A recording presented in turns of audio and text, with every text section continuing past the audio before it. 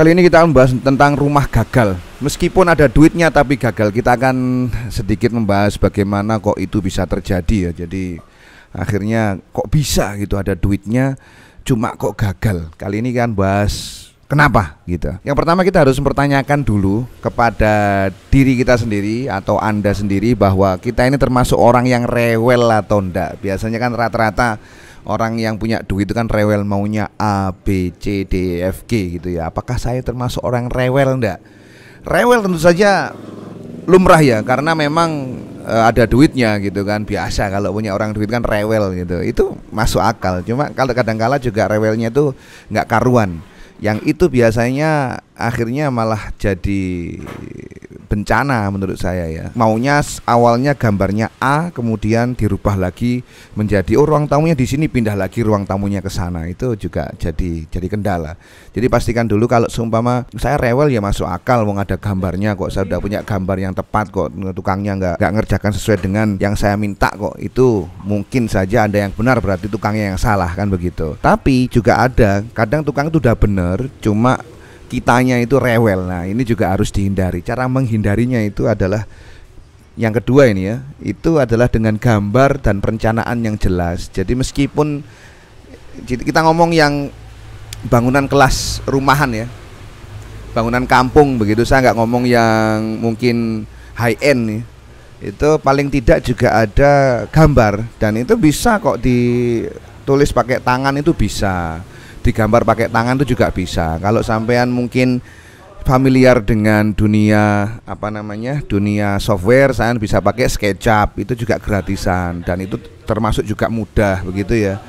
Jadi harus ada gambar yang tepat, gambar yang disepakati bersama, atau reng-rengan gambar yang kira-kira nanti saya maunya, Anda sebagai pemilik rumah itu bisa terangkan itu ke tukang, saya maunya begini. Jadi itu akan semakin mempermudah nanti bangunan itu supaya tidak gagal ya. Dan faktor yang ketiga yang menurut saya itu paling krusial, yaitu karena memang salah atau tidak tepat dalam memilih tukang. Ini yang juga banyak sekali orang itu rasakan, karena ya opo sih tukangnya gak masuk, tukangnya gak teli, tukangnya dobol. Nah itu rata-rata banyak terjadi.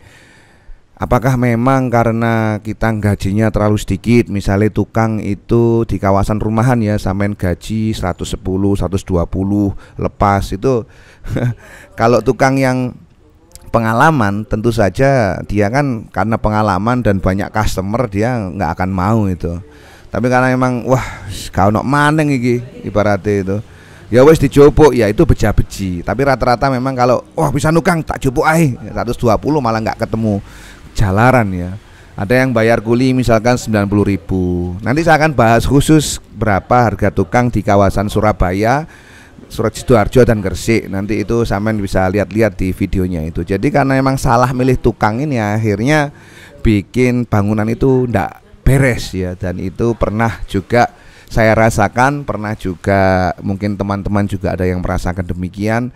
Karena menurut saya sih, kalau mungkin sampean duitnya ready ya, niatan untuk bangun rumah itu sudah sediakan, kira-kira gampangnya nih ya, sampean punya rumah ukuran 5x10, berarti kan nggak pakai dek, berarti kan 50 meter persegi. Kalau misalkan sampean mau longgar, sampean anggarkan sudah siap-siap dengan 3 juta per meter persegi, berarti kali 150 ada duit 150 juta. Kalau duit banyak ya, dan itu sudah longgar sekali 3 juta per meter itu, kemudian hasilnya juga tidak didapat, itu berarti ada yang salah. Nggak tahu salahnya di mana, bisa jadi diri Anda sendiri atau salahnya dari tukang. Kalau harganya segitu itu sudah wah, satu lantai itu sudah longgar sekali ya. Nah makanya kalau kita punya duit segitu, bayangkan aja sangat eman sekali kalau seumpama duit segitu tidak ada hasil. Jadi kalau uang banyak pun juga nggak menjamin ya harapan itu bagus kalau kita salah dalam step-stepnya, terutama salah dalam memilih tukang. Makanya kemudian banyak yang menyerahkan urusan bangunan itu kepada mandor, kepada pemborong misalkan gitu. Itu ngakuin gitu ya, oh saya sedikit tahu tentang bangunan, daripada nanti salah harus nungguin tukang lebih baik saya serahkan ke mandor saja atau pemborong, saya terima beres begitu ya.